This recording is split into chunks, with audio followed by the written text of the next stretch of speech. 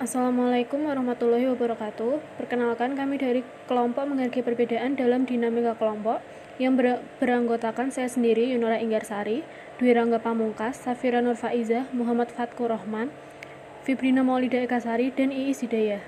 Pada kesempatan kali ini, saya Yunora Inggarsari dengan NPM 191110161 akan menjelaskan tentang sumber-sumber perbedaan dan pentingnya mengatur perbedaan.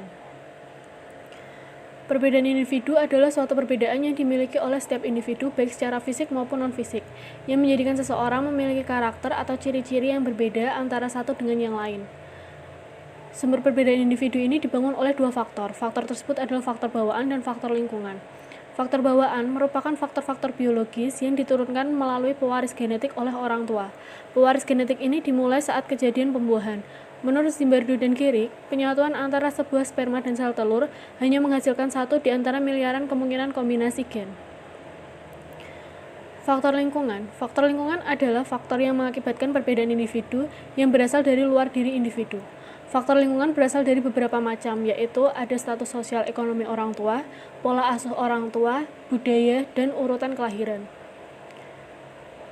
Status sosial dan ekonomi orang tua meliputi tingkat pendidikan orang tua, pekerjaan orang tua, dan tahap orang tua. Tingkat orang tua berbeda dari satu orang tua ke orang tua yang lainnya. Meskipun tidak mutlak, tingkat pendidikan ini dapat mempengaruhi sikap orang tua terhadap pendidikan anak. Pola asuh orang tua merupakan pola perilaku yang digunakan untuk berhubungan dengan anak-anak. Pola asuh yang diterapkan setiap keluarga berbeda dengan keluarga lainnya. Ada 3 pola asuh dalam pengasuhan anak, yaitu pola pengasuhan otoriter, permisif, dan autoritatif. Budaya. Budaya di sini yang dimaksudkan adalah pikiran, akal budi, hasil karya manusia, atau dapat juga didefinisikan sebagai adat istiadat. Adanya pengaruh dari masyarakat sekitar untuk disampaikan kepada anggota keluarganya tentang mana hal yang baik dan mana hal yang tidak baik untuk dibawa ke masyarakat sekitar atau lingkungan sosial. Urutan kelahiran. Jadi urutan kelahiran ini masih menjadi hal tabu. Biasanya anak yang lahir sulung atau anak pertama cenderung lebih teliti, mempunyai ambisi dan agresif dibandingkan dengan adik-adiknya. Anak tengah menjadi mediator dan pecinta damai. Anak bungsu cenderung paling kreatif dan biasanya menarik. Ada pula anak tunggal atau anak sematawayang biasanya sering merasa terbebani dengan harapan yang tinggi dari orang tua mereka sendiri. Mereka lebih percaya diri, supel, dan memiliki izin yang tinggi. Jenis yang berbeda-beda pada individu berdasarkan perilaku orang tuanya berdasarkan urutan kelahiran. Pentingnya mengatur perbedaan. Manusia sejatinya memiliki karakteristik yang berbeda antara satu dengan yang lainnya. Perbedaan yang ada antara satu individu dengan yang lainnya kadang membuat salah satu individu tersebut merasa tidak nyaman. Maka pentingnya mengatur perbedaan ini ditanamkan sejak dini, guna membiasakan anak-anak dalam menghadapi perbedaan. Perbedaan karakter antara satu individu dengan yang lainnya memang sulit ditebak. Dengan ini ditanamkannya sikap toleransi sejak dini, maka diharapkan kedepannya mampu menciptakan suasana nyaman dalam hidup di lingkungan sosial. Rangga Pamungkas. Di sini saya akan melanjutkan apa materi yang sudah disampaikan oleh teman kelompok saya. Nah, di sini saya akan menjelaskan apa yang menjadi nilai perbedaan. Nah, nilai merupakan sikap, perasaan-perasaan, tingkah laku, dan komunikasi yang diperlihatkan oleh perorangan dalam suatu kelompok secara tertulis maupun tidak tertulis. Dalam setiap kelompok, tetaplah memiliki perbedaan dalam hal berinteraksi, berpikir, dan bersikap. Namun, dalam kelompok tentulah harus tetap melibatkan nilai-nilai yang terbentuk, sehingga dapat tercapainya tujuan walaupun terdapat banyak perbedaan. Misal, menerapkan sikap saling support walaupun kita berbeda pendapat. Sama halnya, jika kita mempunyai pendapat sendiri, namun pendapat salah satu teman kita lah yang menjadi keputusan bersama. Nah, di sini kita harus tetap saling mendukung supaya tercapainya tujuan dari kelompok kita tersebut. Begitu saja yang dapat saya presentasikan. Barangkali nanti bisa ada teman-teman yang mau menambahkan. Selanjutnya akan dilanjutkan oleh teman saya dengan materi yang berbeda. Terima kasih. wabarakatuh. Perkenalkan, nama saya Safira Nur Faiza, NPM 19110179. Saya akan mempresentasikan perbedaan sebagai sesuatu kekuatan. Perlu diketahui bahwa perbedaan adalah wajar apa adanya, bahwa keunikan manusia itu memang ada, bahwa tidak akan pernah bisa kita menyamaratakan semuanya. Dengan pemikiran yang sama, akan lebih mudah mencapai tingkat berikutnya, pengertian dan saling menerima. Dari mindset berlanjut ke perilaku, penerimaan dalam pola pikir kita hendaknya diwujud nyatakan dengan tindakan, mulai belajar mendengarkan dari sudut pandang yang berbeda, berkomunikasi dengan pendekatan yang disesuaikan, dan memberikan respon yang sewajarnya. Tidak berlebihan ketika menemui perbedaan cara pandang.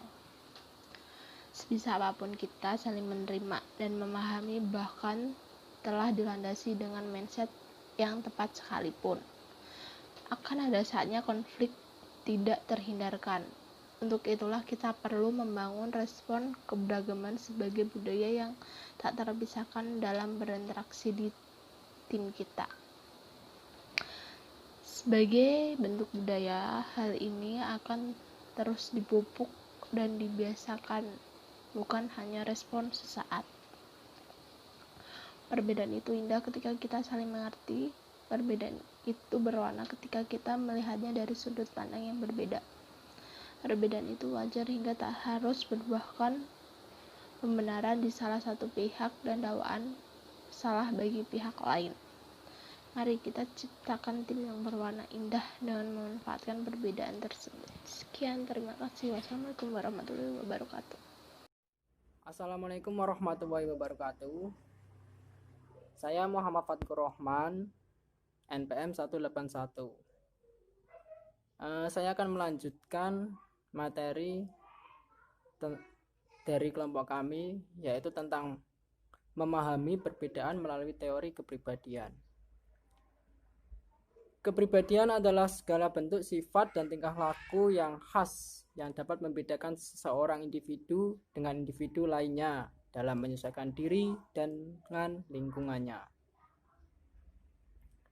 Perubahan dalam kepribadian tidak terjadi secara spontan, tetapi merupakan hasil dari pematangan, pengalaman, tekanan dari lingkungan sosial dan faktor-faktor individu. Dalam memahami perbedaan individu sangat berkaitan dengan aspek fisik dan psikologisnya. Perbedaan ini mempengaruhi perilaku terhadap lingkungannya, baik lingkungan keluarga, masyarakat, dan sekolah. Gejala dapat diamati ketika mereka menjadi lebih atau kurang.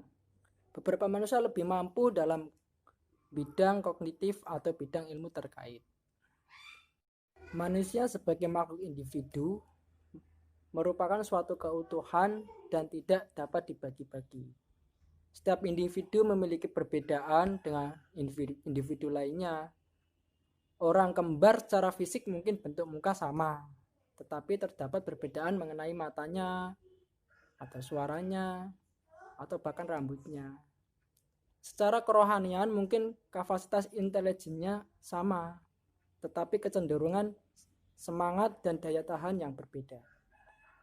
Adapun aspek-aspek perbedaan individual meliputi perbedaan kognitif, perbedaan kecakapan, bahasa, perbedaan kecakapan motorik, perbedaan latar belakang, perbedaan bakat, perbedaan kesiapan belajar.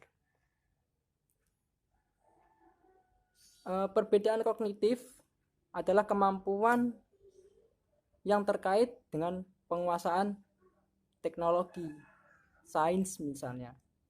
Pada dasarnya keterampilan kognitif adalah hasil belajar.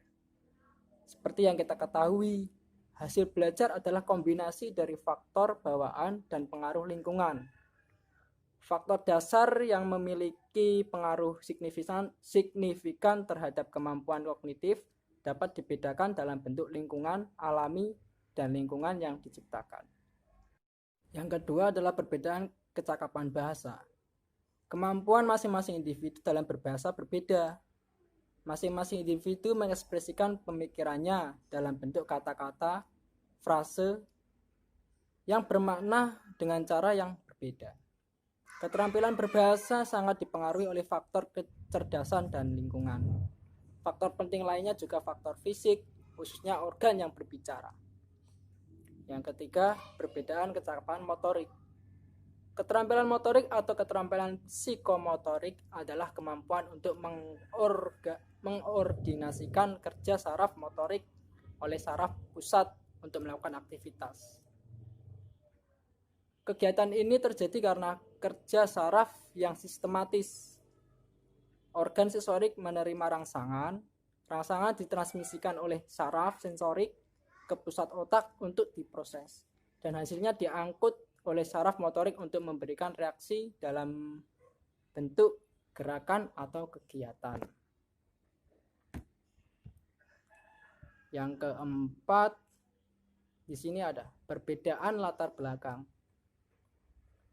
Dalam kelompok siswa di semua tingkatan, perbedaan latar belakang dan pengalaman mereka dapat memfasilitasi dalam kelompok siswa di semua tingkatan.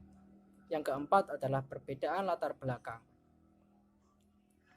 Dalam kelompok siswa di semua tingkatan, perbedaan latar belakang dan pengalaman mereka dapat memfasilitasi atau menghambat hasil mereka, terlepas dari potensi individu untuk menguasai materi pembelajaran. Minat dan sikap individu terhadap sekolah dan mata pelajaran tertentu, pendekatan kolaboratif, keterampilan atau kemampuan untuk fokus pada materi pembelajaran dan cara belajar adalah semua faktor yang membedakan di antara siswa. Terkadang faktor-faktor ini dapat berkembang karena perbedaan sikap anggota keluarga di rumah dan di lingkungan sekitar. Kemudian yang kelima adalah perbedaan bakat. Bakat adalah kemampuan khusus yang dikenakan sejak lahir. Kemampuan ini berkembang dengan baik pada stimulasi dan pemupukan yang tepat. Pengembangan bakat siswa adalah individu. Meskipun kecerdasan umum merupakan faktor di hampir semua atau bahkan semua bidang penampil atau kinerja, hasil tes kecerdasan yang telah dilakukan lebih berkaitan dengan prestasi atau kemampuan akademik. Dengan demikian, perencanaan pendidikan pada gilirannya lebih mementingkan kapasitas atau bakat akademis daripada kapasitas tentang bakat khusus yang akan digunakan sebagai dasar untuk refleksi. Kemudian 6 adalah perbedaan kesiapan belajar. Misalnya, siswa berusia 6 tahun yang memasuki sekolah dasar mungkin berbeda 1, 2, atau bahkan 3 tahun dalam hal kesiapan mereka untuk belajar di lembaga pendidikan formal. Ini didasarkan pada kapasitas mental atau usia mental, karena anak-anak di tahun pertama sekolah termasuk dalam kelompok usia kronologis antara 3 dan 8 tahun. Ini berarti bahwa meskipun usia kronologis telah mencapai 8 tahun, tetapi kemampuan untuk belajar selalu sama dengan mereka yang duduk di tahun pertama. Ini menunjukkan kurangnya produk keluarga yang kemungkinan besar ekspresi bahasa dan kehidupan keluarga tidak baik. Dapat disimpulkan bahwa dalam teori kepribadian, setiap orang secara otomatis menyajikan karakteristik yang berbeda dengan kepribadian lainnya. Setiap orang memiliki kepribadian yang unik. Kehidupan seseorang melibatkan berbagai aspek, terutama aspek emosional, sosial, psikologis, dan sosial budaya, serta kapasitas intelektual yang sepenuhnya terintegrasi dengan faktor-faktor lingkungan kehidupan. Baik, sekiranya terima kasih penyajian dari saya. Semoga bermanfaat. Saya Fibrina Moida Ekasari, nomor NPM 191101089. Di sini saya akan menyampaikan cara menghargai perbedaan dengan sesama. Cara yang dapat dilakukan yang pertama adalah bersikap ramah. Ramah bisa diartikan sebagai sikap mudah bergaul, menjalin persaudaraan dengan orang lain. Di antaranya ditunjukkan lewat sikap sopan, murah senyum. Ini merupakan sikap paling mendasar sebagai wujud penghormatan terhadap perbedaan yang ada. Misalnya ketika kita bertemu dengan orang lain yang berbeda suku, ras, agama dengan kita bersikap sopan dan menyenangkan di hadapannya. Ini akan menjadi awal perkenalan yang baik dan menjadi landasan membangun persaudaraan yang kuat untuk kedepannya. Sikap yang kedua, tidak egois. Sikap menghargai perbedaan selanjutnya adalah kemampuan untuk meredam egoisme. Tidak egois berarti tidak memaksakan kehendak atau kepentingan kita sendiri pada orang lain yang berbeda dengan kita. Sebab kita menyadari bahwa selain kepentingan kita, ada kepentingan-kepentingan lain yang mana mereka juga sama-sama punya hak untuk menjalankannya. Misalnya tidak mengganggu, tidak merusak, atau membubarkan aktivitas orang atau kelompok lain yang sama-sama mempunyai hak, meskipun itu berbeda dengan kita. Sikap yang ketiga, tolong menolong tanpa memandang perbedaan yang ada. Bisa dikatakan ini merupakan tingkatan penghormatan terhadap perbedaan yang lebih dalam, sehingga wujud penghormatan tak lagi sekedar bersikap ramah dan tidak memaksakan kehendak, namun sudah melangkah lebih jauh pada sikap tolong menolong. Sikap tolong menolong ini dilandasi oleh empati dan rasa kebersamaan sebagai sesama manusia yang kemudian menggerakkan orang untuk turut membantu orang lain yang sedang membutuhkan tanpa memandang perbedaan yang ada. Dengan tolong menolong, sekat-sekat perbedaan seakan melebur atau tidak ada, sehingga perbedaan tak menghalangi kita untuk saling membantu dan memberi manfaat kepada sesama. Hal-hal tersebutlah yang dapat kita lakukan untuk menghargai perbedaan dengan sesama. Selamat malam, perkenalkan nama saya Isidayah, NPM 191101090.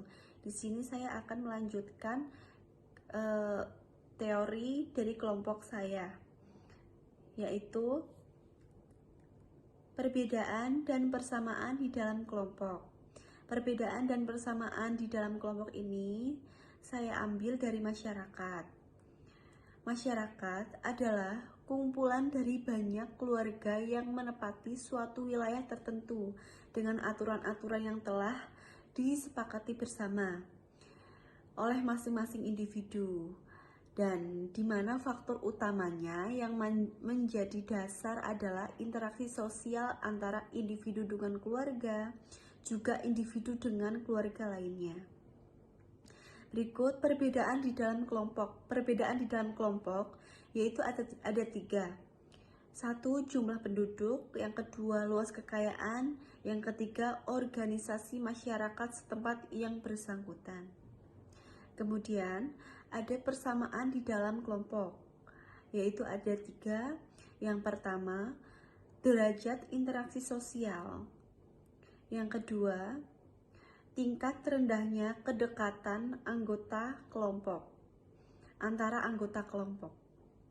Dan yang ketiga, orientasi pada tujuan yang sama.